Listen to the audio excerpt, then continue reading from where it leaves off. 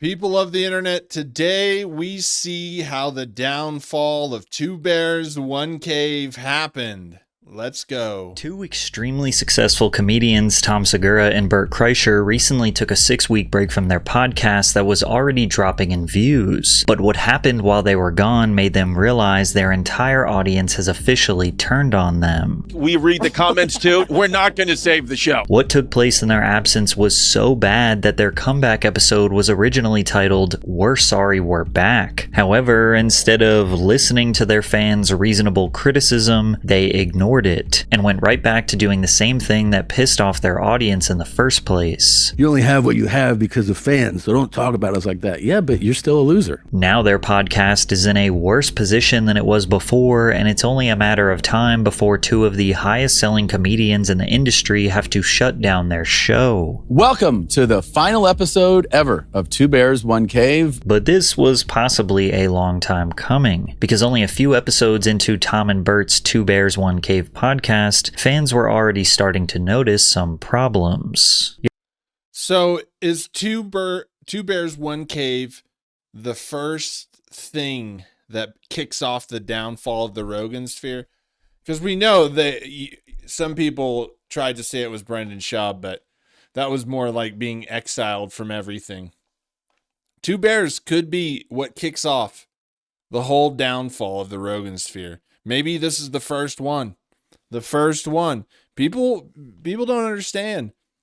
When you act like that and you do the things that these Rogan sphere comedians did because they got too big for their britches and they didn't give a shit about anyone, people won't stand for it. It just won't. And then next thing you know, you're shutting down your podcast. You have to understand that the dynamic between Tom Segura and Bert Kreischer was originally a perfect match. Tom garnered a diehard fan base online through his podcast, Your Mom's House. One of their legendary ongoing segments was called the Cool Guy Club. Tom and his comedian wife, Christina P., would find bizarre, cringeworthy clips of guys online who had extremely questionable lifestyles, like Robert Paul Champagne, who would publicly request that strangers have sex with him, dox himself, sharing his address and personal information, which Tom and Christina P. shared with their millions of fans. If you're a hot black guy and you want to fuck me at $23.95, if you want to move in, you can move in, but you gotta fuck me.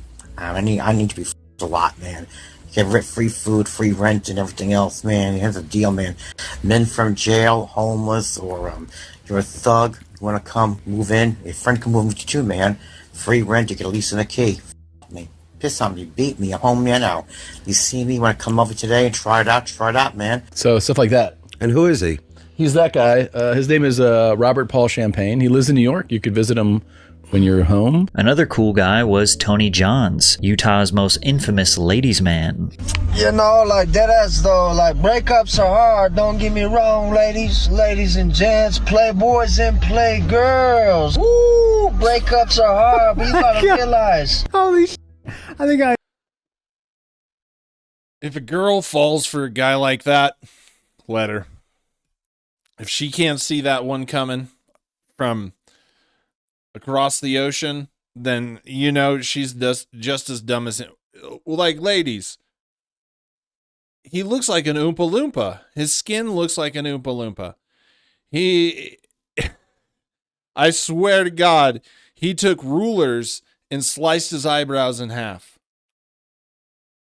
And that's not even mentioning how he talks. Please, if there are any ladies that watch this channel, please tell me why. And I'm not going to say anything. I just want to know why women are attracted to guys like this. Why do you fall for this? Just let me know in the comments, please, somebody. edition for this. Tom didn't just laugh at these guys. He committed to the bit in a way that blurred the line between mockery and admiration. He would mimic their voices, turn their words into catchphrases, and talk about them as if they were legendary figures worthy of respect. It was obviously sarcastic, but Tom's ability to both ridicule and celebrate them at the same time made the Cool Guy Club feel less like a roast and more like an initiation into an inside joke that only loyal listeners fully understood. Which is why when Tom and Bert Kreischer announced their Two Bears, One Cave podcast, it was almost like Tom was doing an entire show with a cool guy. Now obviously, Bert was not as bizarre and unhinged as some of these random internet characters. He was also a popular comedian who obtained a fan base of his own through years of grinding comedy clubs and of course being friends with Joe Rogan. But to Tom's fans, Bert embodied a lot of that same chaotic energy. Loud, unpredictable, indulgent, and always ready to overshare every embarrassing detail about his life. I don't think she knows, but I'm doing this thing where I tape my mouth shut at night to sleep because I think it'll stop me from snoring. And last night I just started suffocating. She woke up to someone like I was having a dream. Like that? And you're like, at least I'm not snoring. Help me!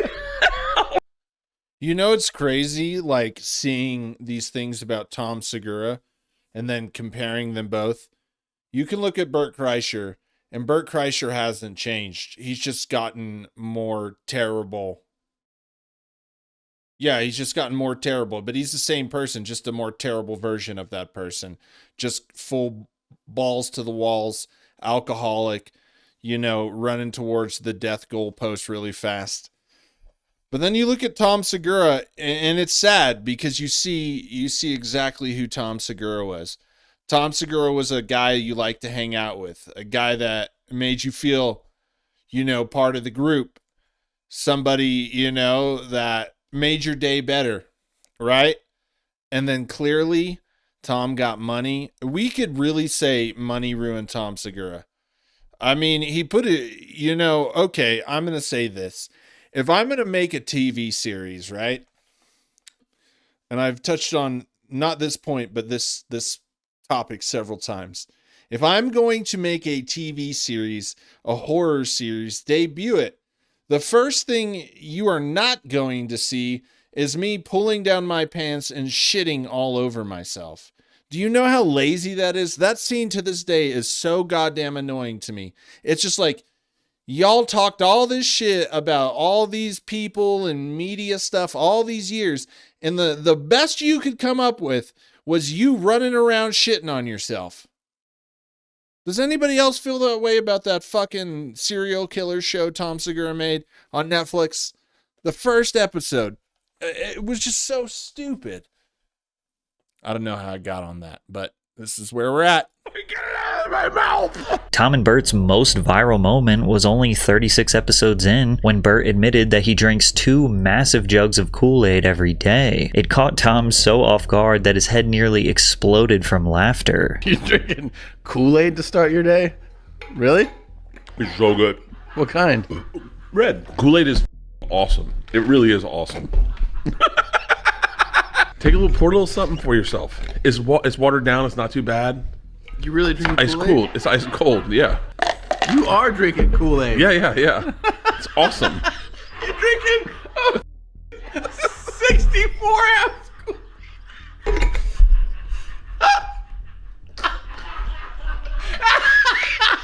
You know that people walk around and they're like, good for that guy.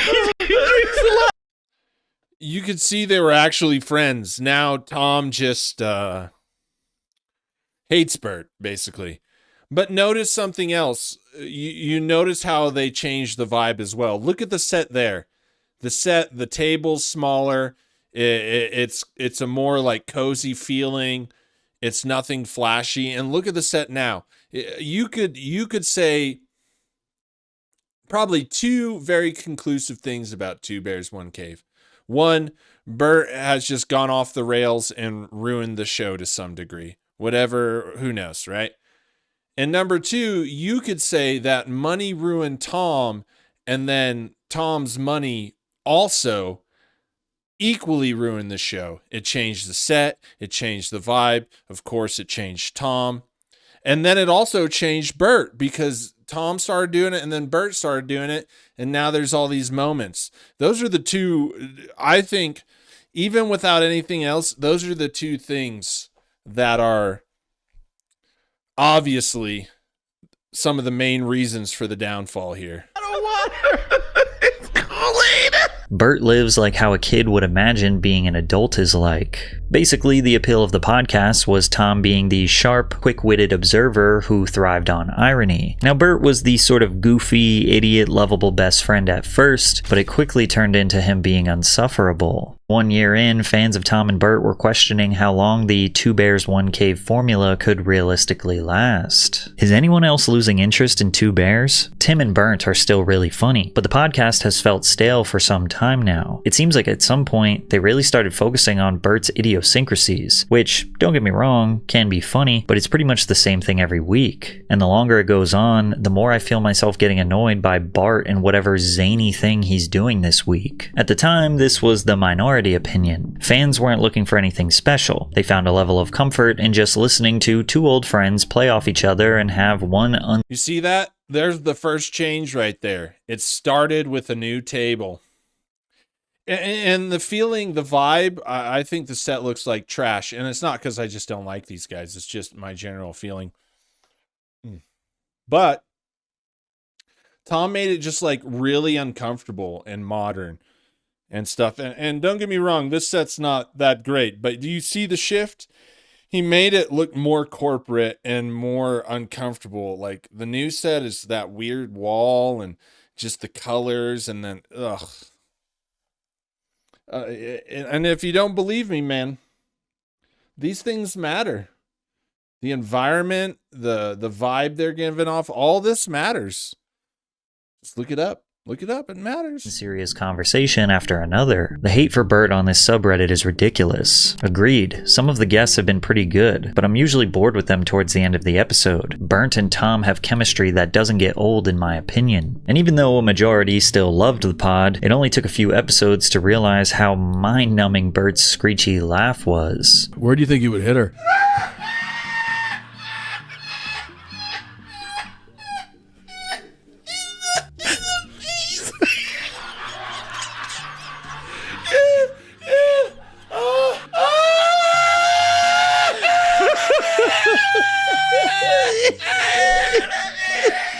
The audience was slowly turning on Bert, admitting that Tom was the only reason they would tune in every week. Bert Kreischer has been a comedian for decades. He is often criticized for being sort of a one-trick pony, because he constantly tells the same story about traveling to Russia when he was a college super senior, allegedly befriending the Russian mafia, drinking enough vodka in front of the guys to impress them, and referring to himself as the Machine. So I had a chance to see Bert Kreischer in the past couple of months, and it just lined up to where I could go see it, right? And I planned on it ahead of time. I saw the ad like long before, and I was like, oh, I should do that. And then I wanted to like make a video about the whole process, and go see Bert just to see, just to see what this guy does, right? And when I thought about it, I was like, oh, tickets won't be more than like $40-$50. I'll just buy them in the back because, I'm cheap. And number two, I just don't want to give too much money to Bert. So I finally, like a couple days before, I finally decided, hey, I'm going to go. I'm going to do it. Fuck it. I have free time. So I go on to the internets and I go to the ticket sales place. And the tickets were $150. Now, I know ticket prices. Ticket prices have shot up.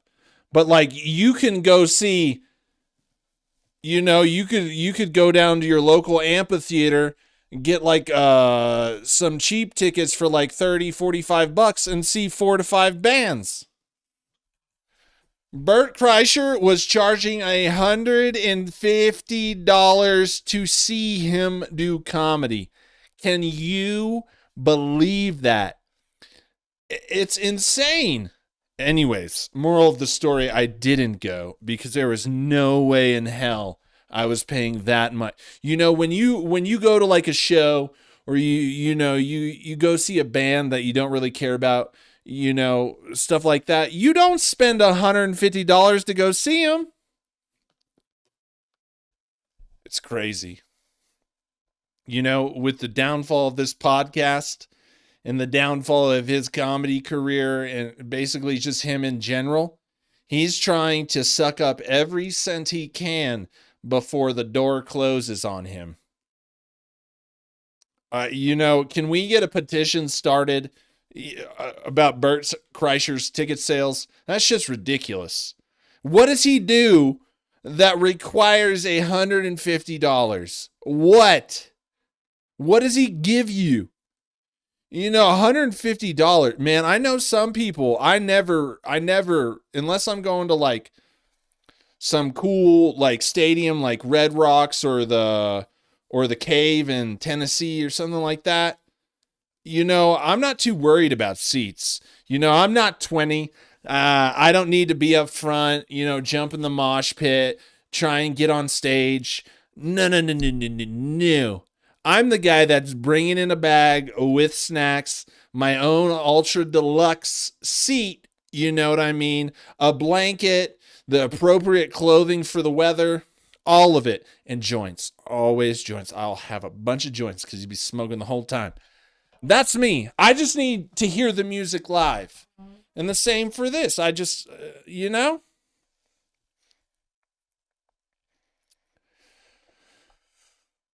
Life's unfair, folks. Door opens and I'm face to face with a real Russian gangster. He just looks at me and goes, "Storm!" And everything I planned on saying flooded out of my head. And all I said to him, "I am the machine." However, Bert's silly drinking stories turned into genuine concern from Tom and the fans, suggesting he may have a problem. About 3 days where he'll have 6 to 8 drinks, and then 3 days where we're talking about usually 12 to 18 drinks. Right? Oh my goodness. Is there any side effect? Andrew Huberman is another con man. If you haven't seen the documentaries on him, I forget that one guy. But yeah, Andrew Huberman is selling you some bullshit products. He's selling you bullshit science, everything. Do you notice all of the Rogan sphere is just bullshit con men? And it could be that like most of the world is, right? But I just never could get on board with that stuff. If someone gave me money for a service or a product, I always made sure to deliver. And if I didn't, I'd make it right. It seems pretty common sense to me because you want to value people's money because they had to work hard for it. They had to get educated. They had to practice their craft. They have to show up every day in the mind-numbing employment center of their choosing and be there for 8 hours, to which 7.5 of them you don't do shit but wonder why you're still at work and you can't get out. So you got to value people's money when they pay you for something, right? But if you look into all these guys, because there's extensive stuff on them, you will see that everyone from Joe Rogan, his On It, go look at the On It thing. It was founded on a false study that didn't prove that On It, what is it? The one he always promoted. He promoted so hard. The one for the brain, or the one he would give out. Anyways, that thing was founded on a bullshit study, and he's partners with that fucking creepy ass con man that did the Fleshlight. That's his business partner. And all of them, we all know Brendan Schaub, the lawsuit he has for being a con man. You see this all throughout the Rogan sphere. And it looks like, just think about, right? Think about people like realtors, salesmen, car salesmen, people in sales, right? They all have this motivational kick where they're all trying to find the newest, latest fad, trend, whatever, the newest motivational speaker that is changing everything, basically the newest con men. And you look at the Rogan sphere, it's a bunch of guys going around, it'd be successful, we're the best comedians, this, that, and the other. It's eerily similar of those same motivational business groups, all these fucking things where they all sit around and they talk this shit. But at the end of the day, they're just selling empty products, and they meet up so they can learn better ways to con you and hustle you out of your fucking money. And also to get off on each other. You notice they all get together and they just like, oh, like, yeah. I did, what is that one? 40 hard or 45 hard. I took a cold shower for 10 minutes and I did an hour of walking and it cracked me up, right? It cracked me up. Someone told me they were doing that whatever hard shit and they said, I'm reading 10 pages of a book a day. I mean, that's literally like 3 to 6 minutes of reading, right? If when I read, I'll read hundreds of pages, you know, and stuff. And they're just like, we're put here on this earth and we're so goddamn fucking cool. We read 10 pages today. And you see, the whole thing is just like eat right. The whole thing, there's no magical formula to it. It's just like eat right, read a book, shower. I guess if you want to do it in freezing water, right? Oh, that's stupid. And go walk around. It's basically like what you're supposed to do with a human, but they called it 45 or 60 or 79 or 90 or whatever the fucking day they slapped on that shit. And they basically sold you the key to basic understanding of life, but they put it in a fancy package and they said, hey, that hot water, fuck hot water. That bitch better be cold.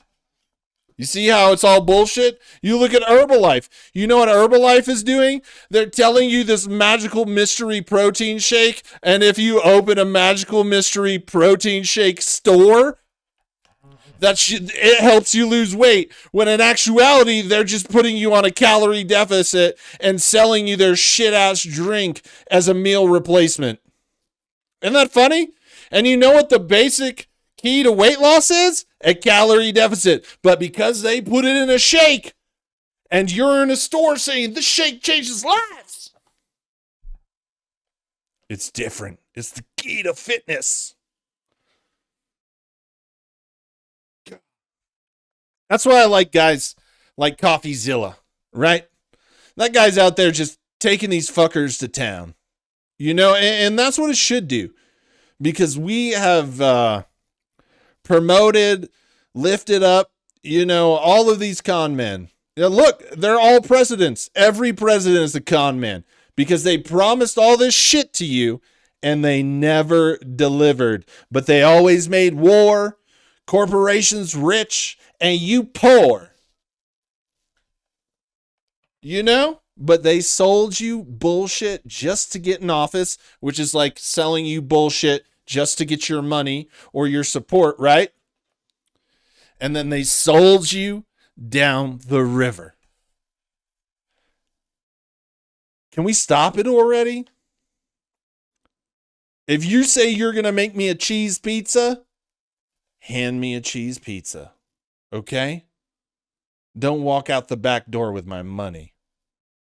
With that, anything well, happening? There's a name for it. It's called alcohol use disorder. But a name alone doesn't tell the whole story. Bert, listen, we love you. I've never met you in person, but the world loves you. Like, don't. This is some dirty shit too, man. To do this kind of shit on this is the shit, right? They say our complaints are to get views, right? No, this is the shit that gets views. You put your friends' personal problems out into the fucking internet, the cesspool of society where people are going to ride that wave all the way to the shore and find every angle. What kind of friend is that? Huh? It's not a good friend. It's not a good friend. And it's a sleazy shit tactic. But you'll see amongst con men and this fucking thing, they always out their friends' insecurity and they're like, oh, you're just too sensitive. Oh, you need to man up, bro. It's just a joke. Yeah? My life's a joke, bitch? My problem's a joke, bitch? Or are you just shitting words out your mouth because you're insecure and you want to place the blame on somebody besides yourself today?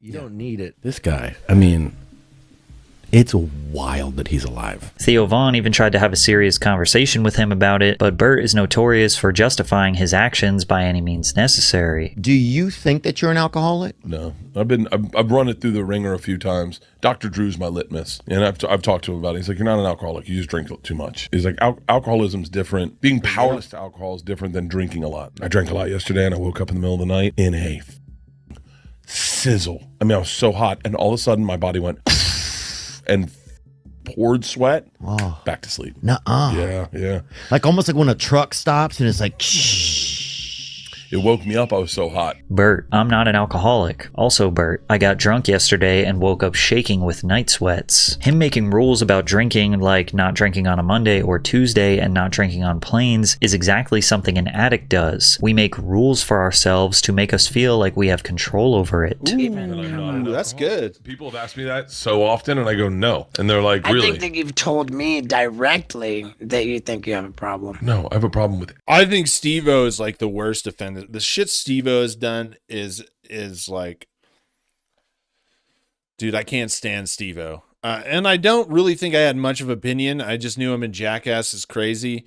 But besides that, not an opinion, but like since he's become sober, he's just become fucking obnoxious. He's like this kind of stunt is a stunt. Like, I got sober and I'm going to tell you every single day I'm sober. And when you meet me, I'm going to tell you I'm sober. And when there's any kind of conversation that doesn't involve me being sober, I'm going to tell you I'm sober. And when I recognize you're not as sober as me, I'm going to call you out and call you an alcoholic and then tell you again I'm sober. Do you ever know that about, and this just doesn't apply to like sobriety, but when people just constantly want to tell you what they are and just let you know, because for them, it's like a business card. It like solidifies their identity, and like they just gotta tell you like, I do karate. And we're like, bro, did you want the chicken wings or the chicken poppers? Where's karate got to do with this, huh? You know what I mean? It's just like that. And Steven is just because, who's this guy? Damn, I forgot his name. That's crazy. I was thinking, Steve-O. Holy shit, dude. I literally blanked out there on his name. Anyways, Steve-O has just become this annoying. It's just like religion, when people just shove religion in your face. You see that people just do that and it carries on. And I just can't stand. And I think like, sure, you know, we're here. Look. We love the reality TV, and you could say we're shitting on people, but I am analyzing people. Okay. Get it right. So, but what Steve-O did there, even though I don't like Bert didn't deserve that. That's some bullshit. Calling people on a podcast. What's wrong with you? On a podcast. Could you imagine? I would just kick the bitch in the teeth. Right. What are you doing? What are you doing? Yeah, Joe Rogan, you better stop that shit. Or I'm gonna tell them about how you went to the boys club on Thursday and how Andrew's your favorite. That's what I would do. Everything. Food with sex. Like I everything. I have a problem with everything. That's just my personality. Dr. Drew kind of analyzed me, and he was like, you're not an alcoholic, but you definitely drink too much. At first, Bert's drinking fit his life of the party persona. He even does all of his stand-up performances with no shirt on. But Bert constantly talking about alcohol went from funny to uncomfortable to listen to. There's two types of people. There's addicts and there's partiers. Partiers stop when the party's over. Yeah. And then addicts just never college. stop. That's true. I was Or like 23. I stop when the party's over. Now, it's one thing to occasionally laugh at a story about drunken chaos in college, and it's another to see a 50-something-year-old man literally romanticize drinking alcohol. Come on in and get a drink. And I was like, no. I was like, God damn it, man. If this was any other day, I'd be like, oh, yeah. And I just double Tito's soda, big glass, no lime. Can I get a second one? I'm just going to murder this one real quick. It started looking like self-destruction playing out in real time. Bert was gaining. I had a Bert Kreischer situation, right? With like, he's a 50-year-old man still partying. And I know society like has these phases we should all go through, but I think 50 and still partying like Will Ferrell you know, on that movie, that good one. I'm gonna take a shot. Snoop-a-loop.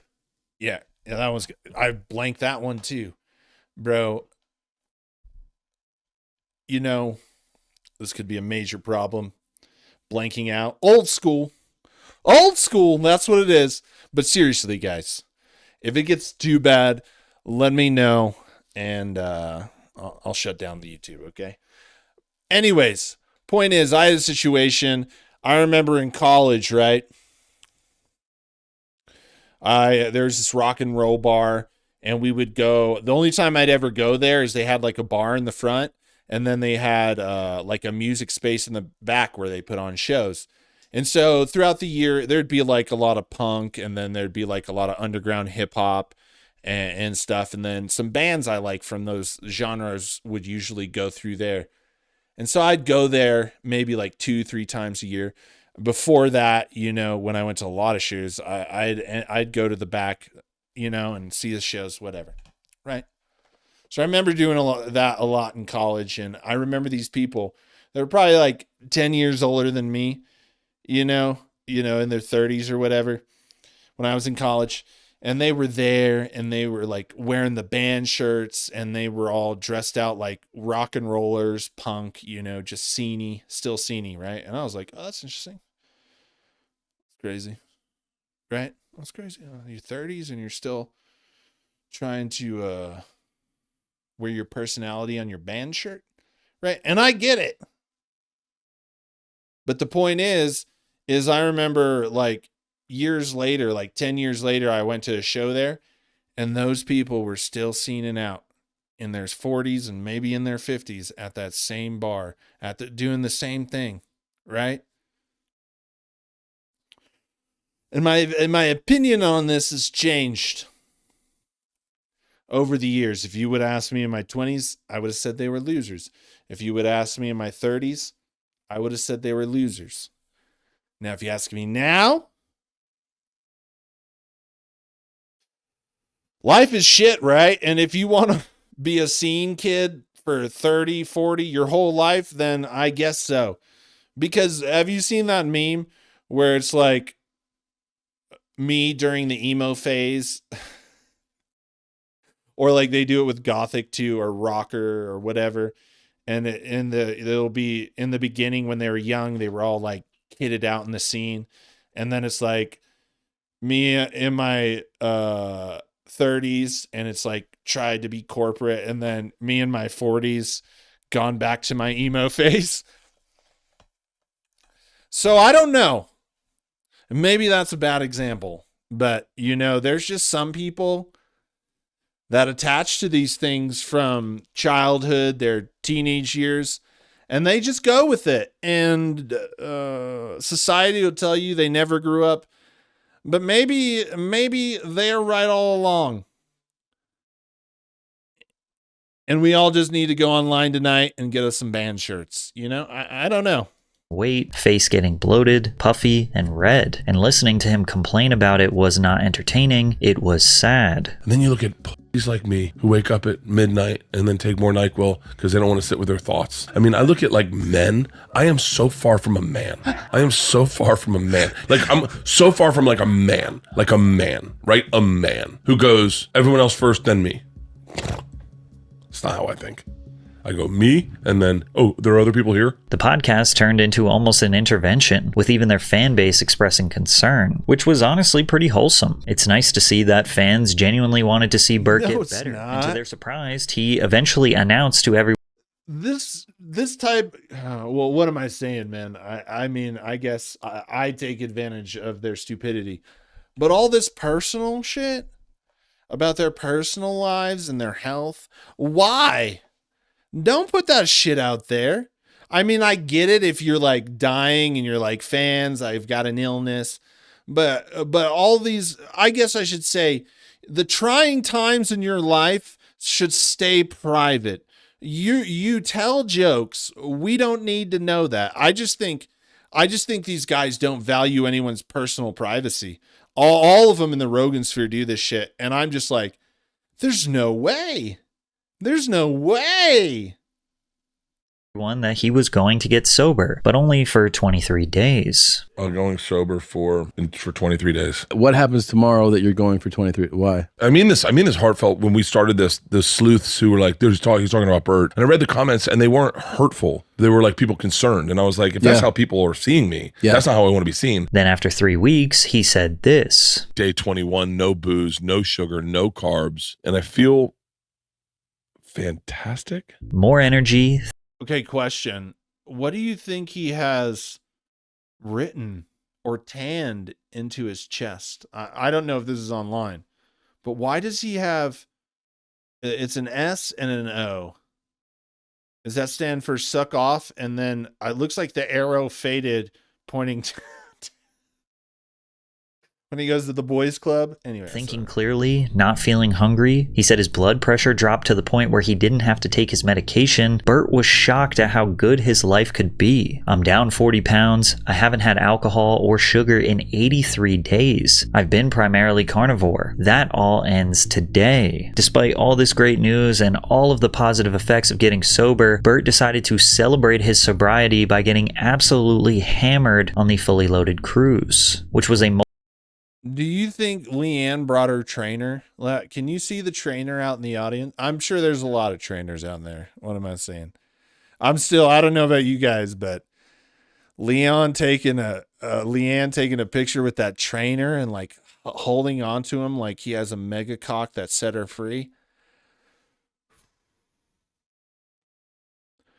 I mean, I feel sad for Bert on that one. That's a rough pill to swallow. You know what I mean? That's a rough pill to swallow. Multi-day long private cruise / comedy show that he spent 1 year planning. At some point, the fan base just stopped feeling bad for someone who clearly doesn't want to help themselves. And as if that wasn't insane enough, they launched their very own vodka brand, which essentially incentivizes Bert to literally never put down the drink. On top of that, Bert had this chronic habit where he needed to cut people off, talk about himself, and then laugh loudly for minutes on end. Just look at Tim Dillon sitting there sober, listening to Bert's fake laugh and genuinely looking like he wanted to leave the room as soon as possible. Magma on the corner of their mouths. Just to give you an idea, I mean, yeah, man. Well, thanks for having us over. I appreciate it and all the caviar. You're fine. It's all good. We had a good. This was nice. Do you smell toast? No. I wish we had toast. I'm gonna say it. Tim Dillon is a bitch, and my girlfriend describes him. He's just like that person that bitches all the time, and he finds his value in outwitting somebody or pointing out some people's flaws. Like, I'm pretty sure that even gay men don't want to be around him. It's just crazy. He's perpetually single, even though he looks like the Louis Anderson cartoon. He looks like Louis Anderson. Louis, you all say Alex Jones, right? It's just I forgot that name. Dude, this is bad. I'm forgetting all this. Bill Hicks. You say Alex Jones, Bill Hicks. Tim Dillon is Louis Anderson. I don't even know if Louis Anderson's dead, but obviously Louis Anderson passed on his genetics to Tim Dillon, regardless if he's alive or dead. Maybe he's only half dead. Maybe he had to kill half of himself to spawn Tim Dillon. But yeah, these guys get old or punched in the face in real life. A guy that complains, there's only so many flaws that they can point out about you before you're going to have to address the issue one way or another. Jesus Christ. Unfortunately, Bert loves himself too much to ever realize how annoying he can be when he talks and laughs in conversations with others. They are kind of opposites. Tim is highly authentic, even painfully so, whereas everything Bert does is contrived. Now, a couple years into the pod, for many, Tom Segura was the only saving grace for Two Bears, One Cave, and it was holding on by a thread. But that was about to change. Tom went through some radical life transformations and started to lose the appeal he once had as a comedian. He got in shape, moved to Austin, and became unfathomably wealthy, which sounds admirable, but to longtime fans, it brought out the worst in him. Tom's self-deprecating, slightly unpolished comedic style was replaced by an unrelatable, rich douche. And these days, fans can't really tell if he is joking anymore. When Tom Segura first started getting famous in the comedy world, his style was completely different from the Tom we see today. If he wasn't pointing out his weight or talking about what he does in a hotel room in his spare time, he just presented himself as a regular guy, avoiding attention by any means necessary. I used to wear hats a lot. You can't wear a hat anymore, not if it has an athletic logo on it. Because some strange man that you've never met before will take you on a conversation to nowhere. But after he ruptured his patellar tendon and fractured his humerus after jumping less than 1 foot off the ground, he realized he desperately needed a fitness transformation. Now, there is absolutely nothing wrong with wanting to improve your health. The fans had been begging Bert to do the same for years, but it started to consume his personality. When Bert wasn't available for the podcast, Tom was bringing on athletes and powerlifters like Mark Bell, which some fans admitted was still better than listening to Bert, whereas others wondered if this was even a comedy podcast anymore. I have no interest in weightlifting or bodybuilding, but this was still a fascinating conversation, so refreshing over the ramblings of Burnt. I get that Tom and these dudes are pals, but all of these fitness guys are a serious snooze fest. At the same time, the two bears were exploding in fame and financial success. Tom landed multiple Netflix specials, Ball Hog in 2020, followed by Sledgehammer in 2023, cementing him as one of the biggest comedians of this era. His ticket sales skyrocketed, selling out arenas all over the country. He moved his family into a $6.5 million Austin, Texas mansion down the river from Joe Rogan, bought luxury cars, and much of his humor was now centered around his wealth. Tom and Bert shared sweet stories about how they convince each other. In just a minute, on to Tom Segura here. Tom Segura's house, yes, is in fact near Joe Rogan. But all you got to do is go out Tom Segura's backyard, cross over the river, and walk down. You're at Lady Bird Lake in a matter of minutes. Winky dink. You know he lives right near Lady Bird Lake. What you want to make of that? Up to you.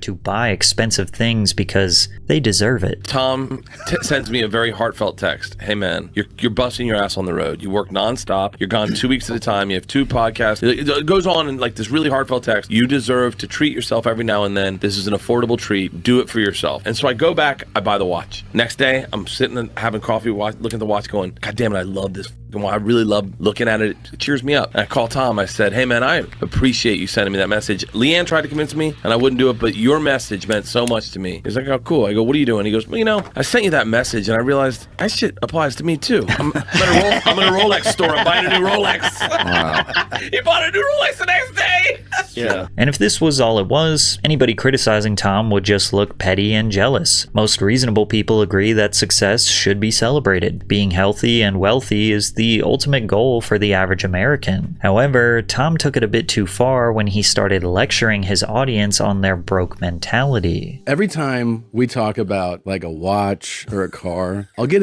a bunch of messages from losers that try to tell me that I'm making them feel bad about their situation. You're in control of your own situation and your own feelings. So don't put it on me that you feel bad, that I have something that, but I'm struggling with rent this month. Figure it the f*** out, okay? Like, don't make my life be a problem for your life. If you don't like it, guess what? You're not going to be able to control what people talk about. People are going to talk about things that you don't have for the rest of your life. So you can decide like, okay, I won't, fine, don't listen to me, don't listen to that person anymore, but you have to control your own feeling. It's not on other people to make sure they don't talk about a topic that makes you feel bad, all right? Like I lost 20 grand gambling this weekend. There was absolutely no comedy in this message. That was an honest confession of how he feels. If you're still mad about this, just know that it's your mindset and you're thinking like a loser, but you don't have to. You can change the way you think, but you have to accept the way you're thinking right now is not going to get you anywhere. You're being. See, this is when the con man comes out. You hear those key words, you have to change your mindset. Like I think change your mindset, but like, things got to happen. Situations got to happen. I hate that. It's just a mindset. Is it? It's just a mindset. you know, go ahead, go buy you some Herbalife, right? Just do it now. Do it now. Change your mindset, right?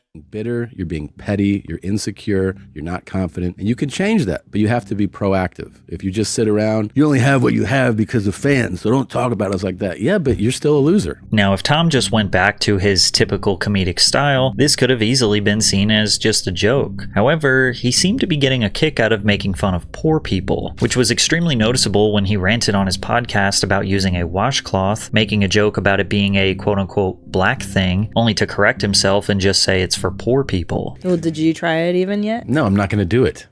Well, you're just anti I'm not leg black. washes. I'm not going to wash my legs and feet. You think that's just a black people thing? Clearly. Well, and he's The only one here who took the day off washes his legs and feet. No, I don't think it's a black thing. I think using a washcloth is for poor people, but I Yeah. don't think that washing your legs and feet is for black people. I agree. I think the washcloth is a poor person thing. Because I've only met poors who use them. And after getting a ton of backlash, he seemed to lean in even harder, posting a video on Instagram mocking his critics for judging his preferences and telling them they were just too poor to understand. So I've received a remarkable number of messages over the last few days from just countless poor people about the use of a washcloth in the shower. And, it's kind of well known. It's what poors do. And I made this comment on a podcast and so many people are upset. I mean, really, really upset about it. And I get it. It's part of their lifestyle or something. So I'm in a hotel. I decided I'm going to go for it. So I'm going to take a shower. He's such an asshole. He's just doing this just to rile him up. But on the other hand, like on a serious note, people on the internet take things too seriously. Look at it as history. Comment on it, analyze it. Put your perspective in the history book, right? But you can't get offended what other people do. But you can make fun of it, I think that's the best solution. Just make fun of it. Use a washcloth and I'll report on what happens when a wealthy person uses a washcloth. All right? As if it couldn't get any worse, critics started pointing out that he was born into an upper middle class family and didn't really deserve to be gloating about how much he achieved with a safety net sitting right underneath him. Tom was raised rich by a successful guy. Him and Bert, who was raised by a rich lawyer and went to college for 7 years, like to pretend they are normal dudes. These guys blow. It is true that Tom's father, also named Thomas Segura, worked for Merrill Lynch for 41 years, which is a global leader in wealth management and investment banking. Tom has mentioned a few times that he used to be broke, which made his success something to cheer for. His fans love the idea of a comic grinding in small clubs, scraping by, and finally breaking through against all odds. But he wasn't exactly clawing his way out of poverty. He grew up with a financial safety net that most aspiring comics could only dream of. That doesn't erase the hard work Tom put in, but it does kind of muddy up the story. To fans who once believed they were watching and supporting an underdog rise, his lectures now look more like a privileged kid who managed to get even richer. Once he started with the on the poor stuff, I stopped watching anything with him in it. I don't understand why anyone other than rich assholes would think someone being poor is funny. Tom became so wealthy that he couldn't seem to handle most minor inconveniences, and when a staff member at American Airlines made him gate check his bag, Segura absolutely lost it on Twitter. Dumb C.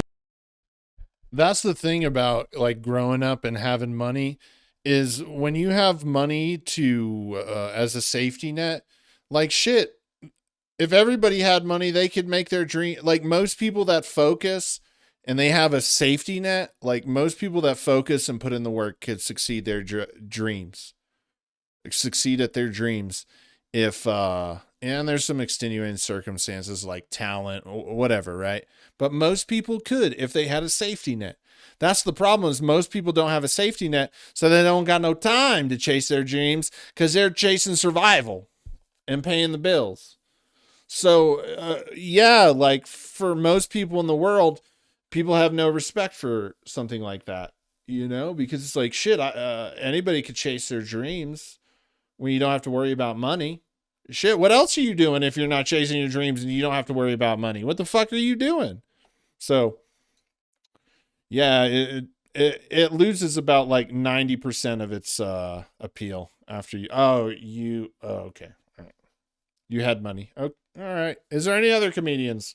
UNT from American Air made me gate check my bag so she feels the little power she has in her life. I get it. You win this round, C-word. Well, your whining sounds like she made the right call. Minor inconveniences. Oh, the horror. All the poors and losers have the same response. Oh, you were inconvenienced. Well, you should accept it. That's what me and my dumb poor family have done for generations. This is why you're a poor. Tom deflected any criticism by just responding, poor. The lowest level poors get upset, as they've been trained to do, when you point out their happy to do what I'm told servant mentality. They don't value This is time good. because their This time is worthless. You are specks of shit on a washcloth, and washcloths belong in the trash. Now, Dude, Tom goes all in. You know this is good. I mean, you know when you flip on a reality show and usually there's a fight or some fucked up shit and you know it's going to be a good episode, you got to give it to Tom.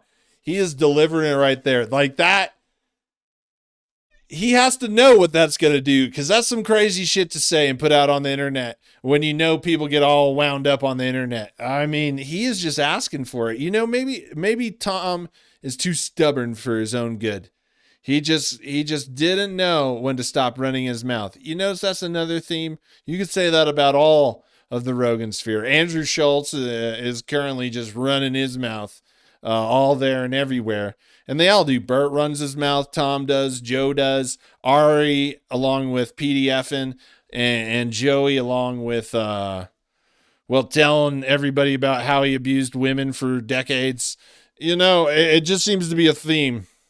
Anyways. to be fair, this is just text on a screen, so it is hard to interpret the tone or understand if there was any humor involved in these tweets. But after reading it a couple of times, it's hard to see it as anything other than a rich guy just being an asshole. And this was a tipping point for many of Tom's long-term fans. Even the ones who thought his running pores gag was funny, they saw this Twitter rant as kind of a meltdown where he went too far. And all of this gloating about money, complaints about working-class Americans, and pushing back against anyone criticizing him made the once down-to-earth comedian become the very thing he hated. And to see just how much his finances became a part of his identity, when Tom did a podcast with Joe Rogan, most of the comments were about money. Is this video wage restricted? My net worth is way too low to watch this. The pores were here. Now, if this was all just some internet podcast drama and it hadn't actually impacted their comedy, it would have been easy for fans to get over it. But once Tom and Bert got the chance to perform at the roast of NFL legend Tom Brady, it just felt like another mediocre bit from their podcast. Look at this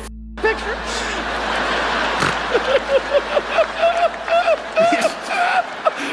Who takes this picture? Was he pregnant?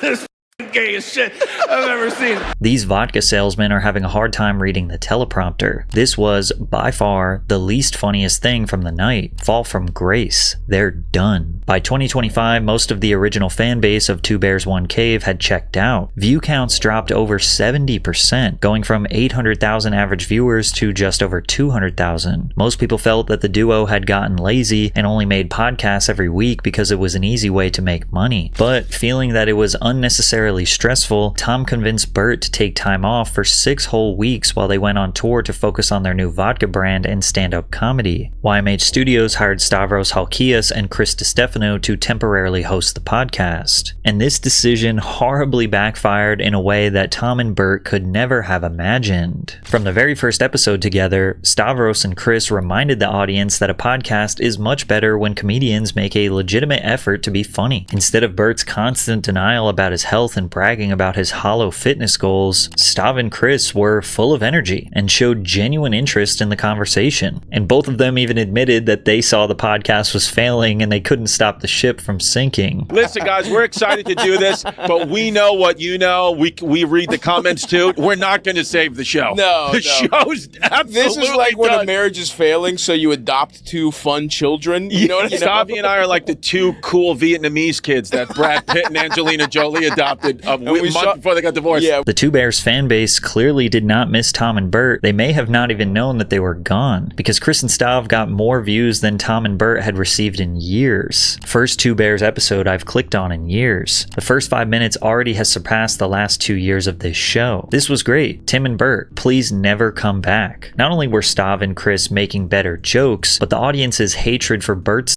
You can see that Tom and Bert have two different reactions to the Chris Stefano. Tom has just fully adopted evil man, you know. He's just fully adopted it. And he's like, good, let them all burn. Let them all suffer. Fuck this show. Let it get down. Bert, I hate you. And then Bert is like literally having panic attacks, and it's making him incredibly insecure and drink more. I think that's the reactions these two have for that. delusions, and Tom's ego was so strong that Chris and Stav were saving the show by simply roasting Tom and Bert every chance they got. And Tom and Bert's producers actually went out of their way to help the boys do it. I mean, that's smashable. That's insane that he's saying that. I'm hotter than Leanne. He's hotter than he thinks he's hotter than his wife. Through some cock. Yeah, Oh, yeah. my Oh, chick is wholesome.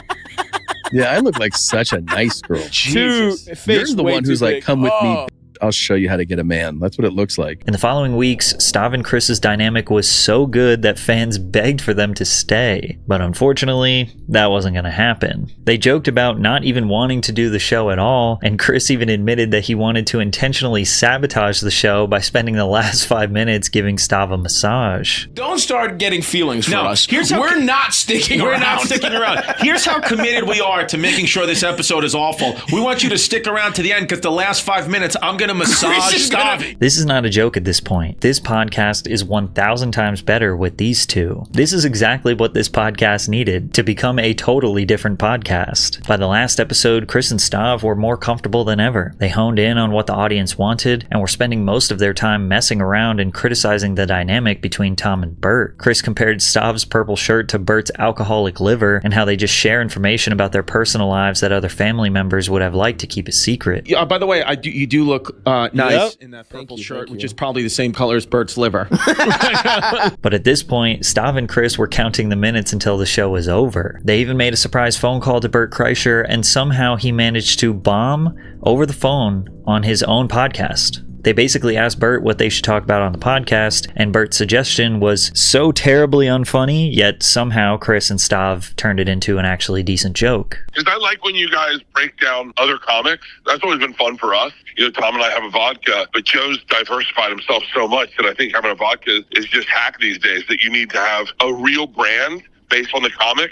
So I was going to have you go through a list of comics and say really what their fans would buy based on who they are. Okay. Like Sam Morril has Bodega Cat, but what could he really sell to people based on his dull personality? Maybe a wax kit. A wax kit. A wax kit. Yeah. You know What what I mean? would his fans that go, oh yeah, that is what I love about Sam? Yeah, he could sell like Knicks jerseys to special needs kids. Yeah. Ultimately, the bit felt like a sad conversation with a drunk dad rather than a back and forth with a professional comic. And sadly, the 6 weeks flew by extremely fast.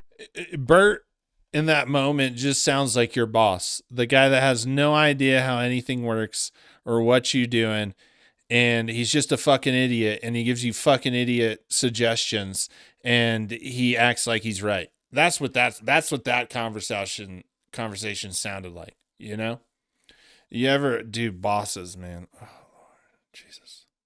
Fast, and it was time for Chris and Stav to pack up and head home. Don't cry because it's over, smile because it happened. The past 6 weeks I've watched more Two Bears, One Cave than I have in the previous year. When Bert and Tom returned, it was like the life was sucked out of the room. Despite them taking a much needed break, they came back with low energy, in fact, no energy. Just they seemed bored. They seemed like they didn't even want to be back. From the very beginning of the return episode, Tom seemed to realize that the replacement might have been a mistake, cracking a couple of jokes for the disappointed audience. Welcome to the final episode ever of Two Bears, One Cave. It was a blast while it lasted, and we're here to sign off. We thank Stavi and Chris Stefano for taking over. We know you enjoy them, and you will continue to enjoy them. Bert, good to see you. Good to see you.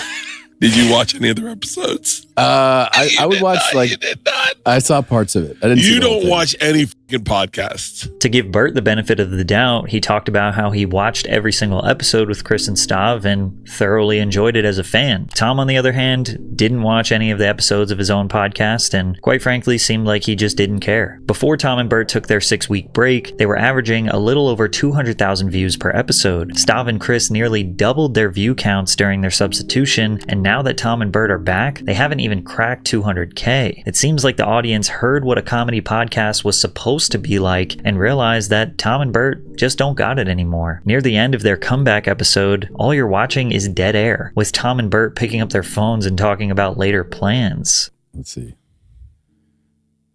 I heard you and the fat guy are coming down to the show. So, yeah, he's just hope to see you. Excited for it. I think it's probably time to wrap it up, boys. It's rare to see an audience legitimately turn on comedians, especially since they usually have some of the most loyal fan bases. But what? No, that's exactly what you do. Have you heard of Brendan Schaub? I mean, people turn on people. It's not rare. This is, or at least not in the Rogan sphere. Maybe we're just looking at, we need to look at other comics. Let's do it. Seeing how great a podcast duo can be with Chris and Stav was the final nail in the coffin for Two Bears. Is this a sign that they maybe should pack it up? Yeah. Will they actually end the podcast? Probably not. Well, that is until they've decided they've made enough money from it. 2 weeks. There it is, folks.